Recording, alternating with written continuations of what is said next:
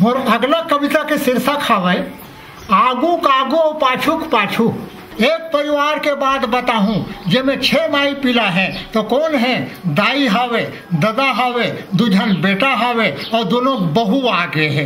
एक जन बेटा का नाम है खोरबहरा और दूसर बेटा का नाम है बलीराम। तो खोर खोर में खोरबहरा किंजरे और गली गली में बलीराम और बहू मन सिनेमा गए हैं, टीवी देखा थे, डोकरी डोकरा मन करे घर के काम। ठहरो बाबू हो ठहरो, आही तुहरो मन के पहरो, तब तुहू मल्ला करे बलाघी ऐसने काम। सुने खोरबहरा, सुने बलीराम और तहु सुना था संगे भाग बली और तहु मन सुना था उन्हें शांति कांति मंटोरा और राम कली। जैसन खवाहू तैसन खाहू, जैसन देहू तैसन लेहू, जैसन बोहू तैसन पाहू, जैसने खवाहू तैसने खाहू, जैसने देहू तैसने लेहू, जैसने बोहू तैसने पाहू और बम्भूर ला लगाहू तो अमा कहाल खाहू। आगू देना है और पाछू लेना है, ये तो है अदला बदला के काम। सुने खोरबहरा, सुने बलीराम, जैसन देहू आगू तैसन पाहू पाछू,